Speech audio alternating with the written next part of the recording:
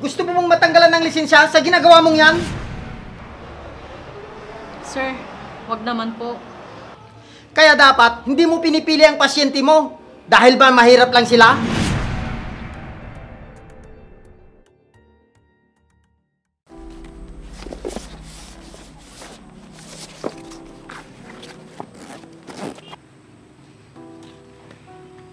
Nasaan kayo si Hana?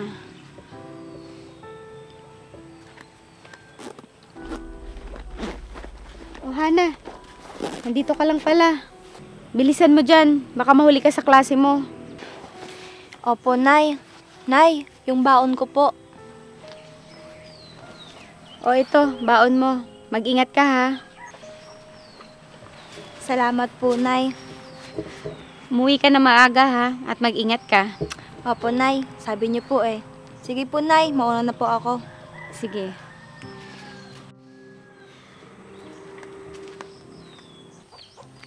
Rose! Rose! Sabay na tayong pumasok. Sige, tara. Hana, ayos ka lang ba? Iniisip ko kasi kung ano iririgalo ko kay nanay. Ha? Bakit? Anong meron? Malapit na kasi yung karawan ni nanay. Ganun ba? Gusto mo samahan kita mamili ng iririgalo mo? Sige, kung ayos lang sa'yo. Oo naman. Sige, hihintayin na lang kita mamaya pagkatapos ng klase natin. Sige, tara na, baka mahuli pa tayo. Tara.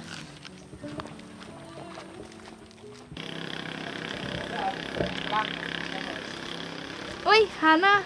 Sakto, dito na lang tayo bumili ng ipangririgalo sa nanay mo. Sige, tara. Tao po. Tao po.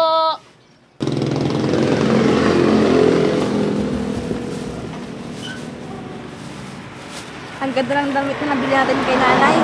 Sigurado ako, magugustuhan niya to. Oo nga, sigurado ako magugustuhan niya yan. Salamat pala, dahil dinagdagan mo yung pera ko. Ano ka ba? Wala yon.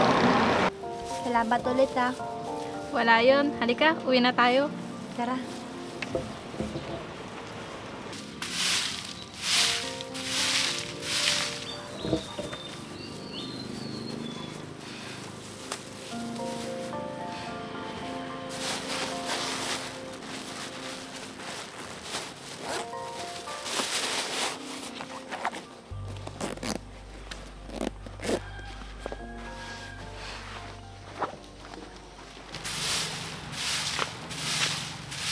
Nay, mano po?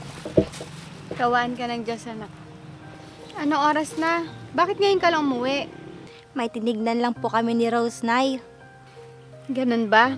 Sige, magbihis ka na at mamaya kakain na tayo. Sige po, Nay.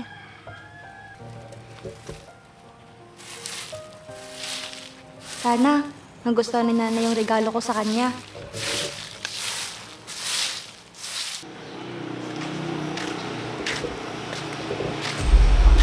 Nay,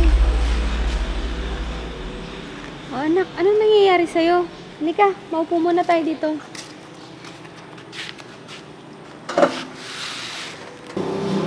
O anak, anong nangyayari sa'yo? Nay, sobrang sakit po ng ulo ko. Ha? Ilang araw na sumasakit ang ulo mo, anak? 3 araw na, Nay. Bakit hindi mo sinasabi sa akin? Nay, alam ko kasing wala tayong pera pang hospital. Gagawa ko ng paraan. Diyan ka muna. Kaya mo pa ba ang sakit? Opo, Nay. Kaya ko pa naman po. Sige, diyan ka muna ha. Sige po.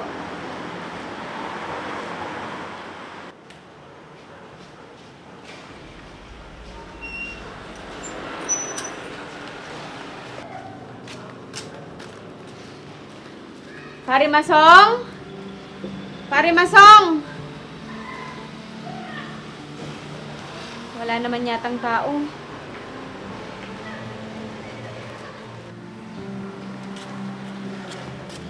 Oh, anak, masakit pa ba ang ulo mo?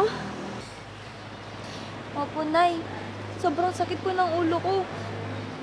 Halika na anak, dadalhin na kita ng ospital. Pero Nay, may nahiram ka po bang pera? Wala nga anak eh. Pero gagawin ko ng paraan. Maging okay ka lang. Sobrang sakit po talaga ng ulo ko, Nay. Anak, nag-aalala na ako sa kondisyon mo. Baka iba na yung nararamdaman mo. Ayos lang ako, Nay. Basta pupunta tayo ng ospital. Huwag ka na makulit. Sige po, Nay. Huwag mo na isipin ang pera, anak. Ang importante, matanggal ang sakit ng ulo mo. Salamat po, Nay. Kaya mo pa bang maglakad? Opo. Tara na, anak.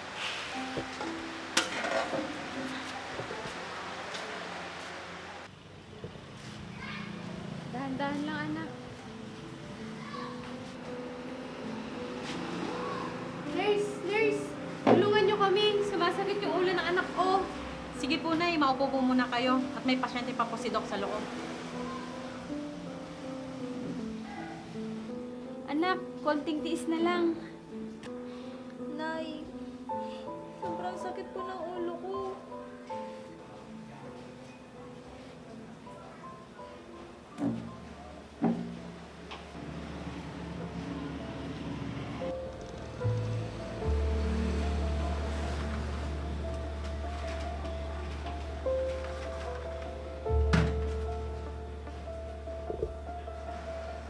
Ayan na, anak. Ikaw na susunod.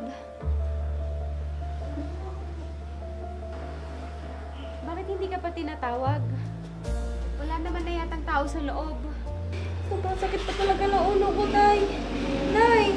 Sandali lang, anak. Nurse! Ano po yun, Nay? Nurse, yung anak ko sumisigaw na sa sakit ng ulo. Hindi mo pa ba kami papapasukin? Nay, hindi pa po tinatawag ang pangalan nyo. Pero lumabas na ibang pasyente. Kami na lang yun nandito. Nay, inaayos pa po ni Doc ang papel niya. Kaya hintayin nyo na lang po na tawagin kayo.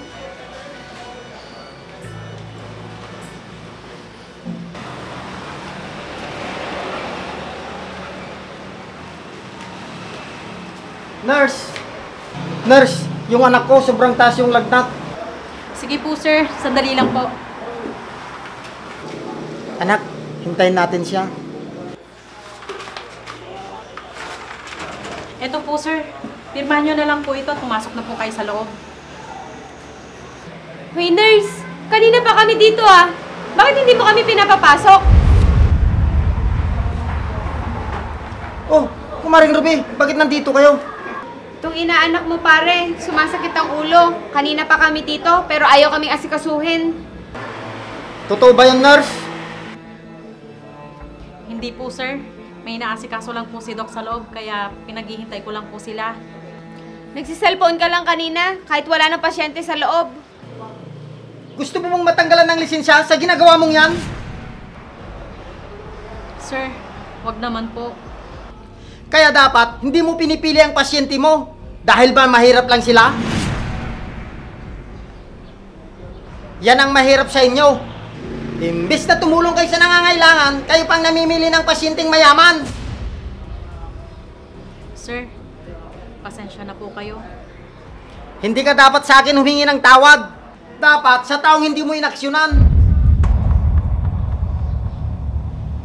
Pasensya na po kayo, Nay. Tara anak, lumipat na tayo ng ospital. Yung walang pinipiling mayaman para unahin. Tara, Maring Ruby, alis na tayo. Halika na, anak.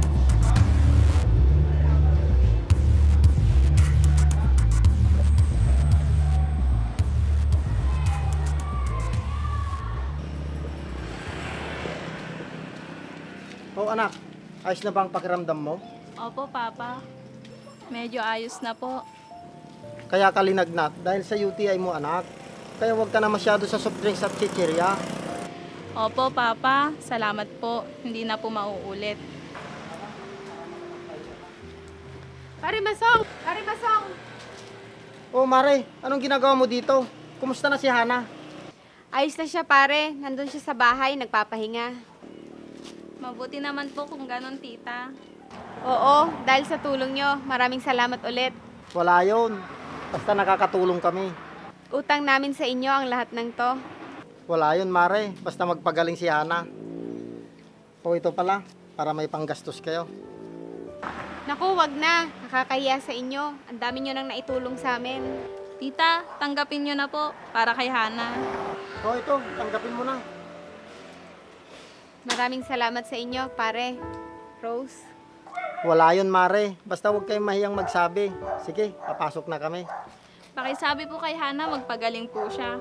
Sige, Rose, sasabihin ko. Maraming salamat ulit sa inyo. Tara na, anak. Sige po.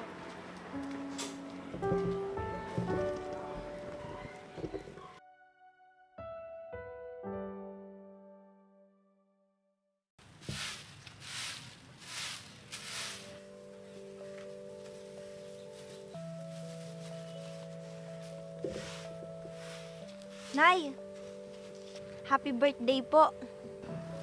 Salamat, anak. Nay, may regalo po ako para sa inyo.